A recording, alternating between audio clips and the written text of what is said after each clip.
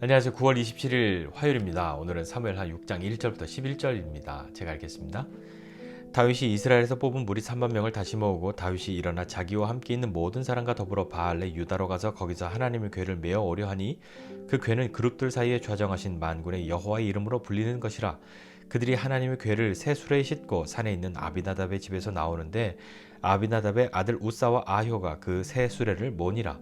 그들이 산에 있는 아비나답의 집에서 하나님의 궤를 싣고 나올 때에 아효는 궤 앞에서 가고 다윗과 이스라엘 온 족속은 잣나무로 만든 여러 가지 악기와 수금과 비파와 소고와 양금과 제금으로 여호와 앞에서 연주하더라. 그들이 나곤의 타작마당에 이르러서는 소들이 뛰므로 우사가 손을 들어 하나님의 궤를 붙들었더니 여호와 하나님이 우사가 잘못함으로 말미암아 진노하사 그를 그곳에서 치시니 그가 거기 하나님의 궤 곁에서 죽으니라. 여호와께서 우사를 치심으로 다윗이 분하여 그곳을 베레스 우사라 부르니 그 이름이 오늘까지 이르니라. 다윗이 그날에 여호와를 두려워하여 이르되 여호와의 궤가 어찌 내게로 오리요 하고 다윗이 여호와의 궤를 옮겨 다윗성 자기에게로 메어가기를 즐겨하지 아니하고 가드 사람 오벳 에돔의 집으로 메어간지라. 여호와의 궤가 가드 사람 오벳 에돔의 집에 석 달을 있었는데 여호와께서 오벳 에돔과 그의 온 집에 복을 주시니라. 아멘. 이스라엘은 블레셋과의 전쟁에서 패하고 언약궤를, 이 하나님의 궤를 빼앗깁니다. 탈취당하죠. 블레셋 사람들은 이스라엘의 상징적인 그 언약궤를 탈취함으로 자기들에게 잘 될 거라고 생각했습니다. 이제 이스라엘이 이것 때문에 자꾸 이긴 것 같았는데 우리도 이길 것만 같은 그런 생각이 들었던 거죠. 그런데 이 하나님의 궤를 자신들의 그곳으로 가져가니까 자꾸 재앙이 내리는 겁니다. 좋지 않은 일만 생기고 뭔가 깨름직하고 감당할 수 없는 일들이 자꾸 생기는 것이죠. 그래서 블레셋 사람들은 이 언약궤를 벳세메스로 돌려보냅니다. 벳세메스로 돌려보냈는데 벳세메스 사람들이 언약궤 안에 뭐가 있나 너무 궁금했던 거죠. 또 그걸 들여다보니까 하나님께서 보내신 재앙을 그들이 만나게 되고 그 언약궤를 다시 기럇 여아림, 오늘 아비나답의 집 거기로 보냅니다. 거기서 오랫동안 하나님의 궤가 그 아비나답의 집에 있게 되었죠. 이제 그 법궤를, 그 언약궤를 다윗은 새로 왕이 되고 수도로 정한 이 예루살렘으로 다시 하나님의 궤를 모셔오기를 원했습니다. 그래서 그것을 다시 옮기는데 3만 명을 다시 모으죠. 이 언약궤가 그렇게 무거워서가 아니라요. 이스라엘이 이것을 옮기는데 블레셋이나 다른 이방 족속들이 이스라엘이 좋은 것, 이스라엘에게 유익한 것 이렇게 곱게 하게 두지 않을 수도 있으니까요. 여러 가지 이유로 그것을 준비도 하고, 그리고 정말 큰 일이었기 때문에 많은 사람들이 와서 함께 축하하고 그렇게 하는 거죠. 그래서 악기도 연주하면서 그렇게 따라온 것 아닙니까?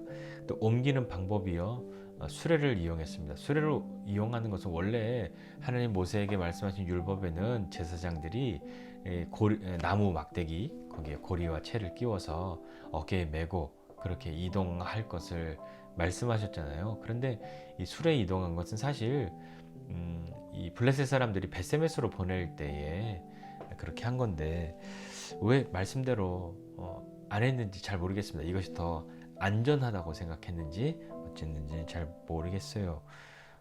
왜 수레를 했을까요? 하여튼요.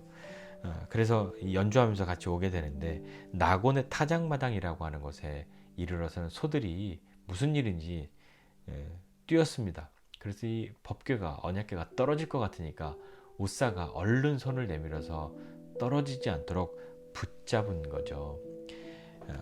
원래 이 언약궤는 제사장들만 옮기고 할 수 있었잖아요. 그들만 이렇게 할 수 있었는데 이 우사가 손을 댄 거죠. 그래서 하나님이 우사의 그 실수, 그 잘못함으로 진노하셔서 우사가 거기서 죽임을 당합니다. 그리고 계속해서 그렇다면 이런 일이 있었지만, 우사가 죽는 일이 있었지만, 지금 제가 너무 졸려서 이래요. 네.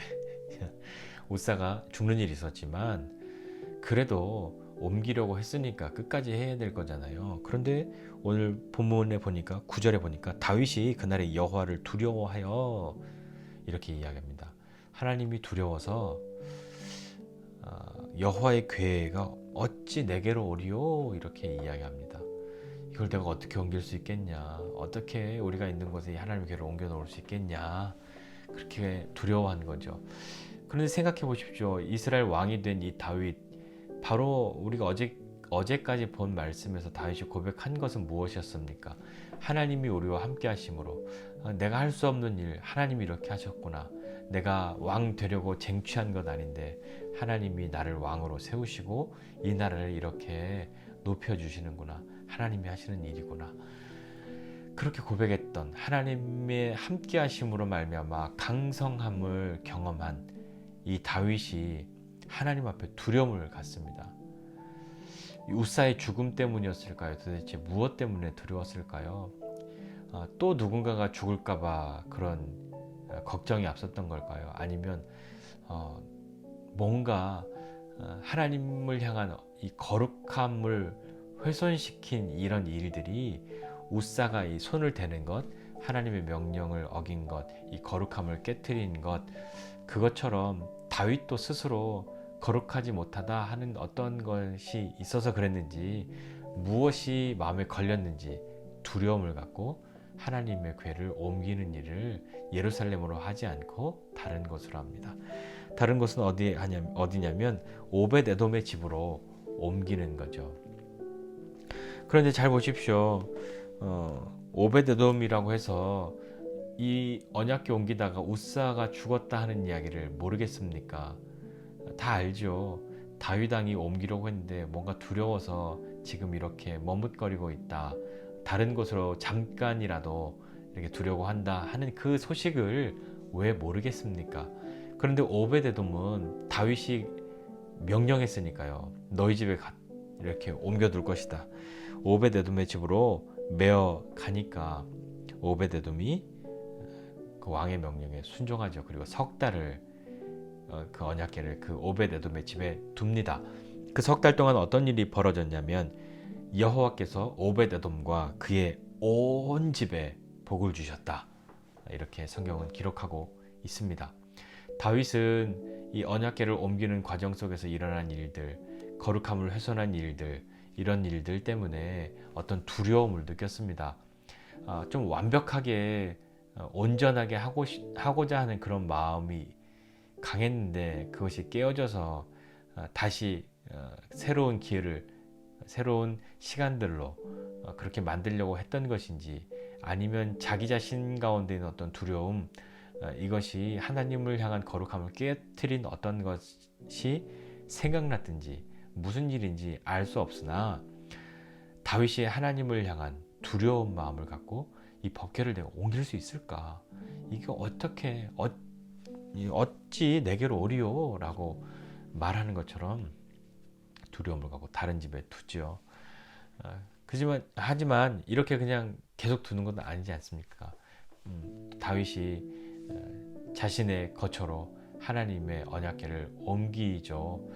자, 그 사이에 다윗이 어떤 그 두려움이 해결되어야 옮겨질 수 있고 옮기려고 하지 않았겠습니까? 자, 오늘 말씀 보면서 생각해 보고 싶은 것이 있습니다. 그것은 우리 며칠 전에도 같이 말씀 나누었지만 결과보다도 중요한 것은 과정입니다. 우사는 결과적으로는 하나님의 궤가 떨어지는 것, 그것을 막은 그런 일을 한 거죠. 나름은 좋은 일을 한 거죠. 그렇지만 그 과정 가운데서 일어난 그것은 하나님의 말씀을 온전하게 지키지 못한 그런 것들 때문에 우사가 죽임을 당합니다. 결과보다도 과정이 중요하다는 것, 이들이 언약궤를 수레를 이용하지 않고 말씀대로 사람이, 제사장들이 어깨에 이렇게 메고 왔으면 소들이 뛰는 그곳에서 사람들도 뛰게 되었을까? 잘 모르겠습니다. 아마 안 그랬을 수도 있겠죠. 아니면 또 다른 일이 일어났을 수도 있겠고요. 이렇게 하나님의 말씀에 순종하지 않고 결과적으로 옮기는 그것만 이루면 된다라고 한다면 우리는 또 하나님을 아프시게 하거나 하나님을 이용하거나 하나님을 속이려고 하는 그런 유혹이 우리 가운데 있을 수 있지 않겠습니까? 오벳 에돔이라고 해서 두려움 없었던 것은 아니었겠죠. 왕도 무서워하는데 오벳 에돔이라고 어찌 두렵지 않았겠습니까? 그러나 그가 하나님의 그 궤를 자신의 집에 둔 그 석 달의 시간 동안 다윗이 그에게 은혜를 베풀고 다윗이 그에게 복을 준 것이 아니라 여호와께서 오벳 에돔과 그의 온 집에 복을 주셨다. 우리는 하나님 말씀에 순종할 때 두려운 마음이 있더라도 그것이 공포가 아니라 하나님을 경외하는 마음으로 우리가 한 걸음 한 걸음 더 나아가야 할 것인데요. 단지 공포 때문에 하나님의 말씀을 지킨다면 기쁘지 않잖아요. 행복하지 않지 않습니까? 죽지 않으려고, 혼나지 않으려고 하는 그것에 얼만큼 우리가 기쁨을 찾을 수 있었던가요? 그렇지 않았잖아요. 하나님을 두려워하는 그 마음은 경외하는 것이지, 공포라면 하나님의 말씀을 지켜도 기쁘지 않지 않습니까? 기쁘게 지켜야 할 것 아닙니까? 그러니 하나님의 말씀을 기꺼이 두려운 마음, 공포가 아닌 경외함으로 그 말씀에 순종하여 오벳 에돔과 같이 뜻밖의 하나님의 말씀에 순종할 수 있는 기회, 하나님 가까이 할 수 있는 그 기회를 만났을 때 하나님이 주신 복을 누렸던 것처럼 저와 여러분도 언제라도 하나님 말씀에 기꺼이 순종할 수 있는 사람, 하나님을 향한 이 두려움은 공포로 향하여 가는 것이 아니라 경외함으로 그렇게 나아갈 수 있는 사람, 그런 저와 여러분이 다 되었으면 좋겠습니다. 오늘도 우리 다시 한번 하나님의 말씀, 결과적으로 내가 하나님께 좋은 일 했잖아요. 결과적으로 그것이 아니라 모든 과정도 하나님이 흐뭇하고 하나님이 기뻐하실 수 있는 그런 과정으로 하나님께로 향한 이 거룩함을 훼손하지 않는 그런 믿음과 용기로 나아가는 저와 여러분 모두가 되시기를 주님의 이름으로 부탁드립니다. 기도하겠습니다. 하나님 아버지, 은혜와 사랑을 감사드립니다. 하나님, 우리는 어쨌거나 하나님의 뜻 이루어 드렸으면 됐지 않았습니까? 라고 그렇게 말을 하는 것이 아니라 결과적으로 그런 일이 되어진 것으로 만족하는 것 아니고 그 과정도 정말 하나님과 함께하고 하나님이 기뻐하시는 그 시간들을 우리도 기뻐하는 믿음의 사람들 되게 은혜를 베풀어 주십시오. 두려운 마음, 하나님을 향한 공포로 떨면서 하나님의 말씀을 지키지 않으면 죽을 것만 같아서 그런 공포로 하나님 말씀 지키는 건 아니라 하나님을 향한 두려움, 경외함, 거룩한 두려움으로 우리가 하나님의 말씀을 지키고 순종하여서 때로 오벳 에돔과 같이 그도 두려운 마음 있었으나 그 두려운 마음이 공포가 아닌 거룩한 두려움, 하나님을 향한 경외함이 되어져서 하나님의 복을 누리는 우리 모두 되도록 은혜를 베풀어 주시옵소서. 하나님 오늘도 믿음으로 승리하는 우리 되게 하여 주옵소서. 감사드리고 예수님의 이름으로 기도드립니다. 아멘.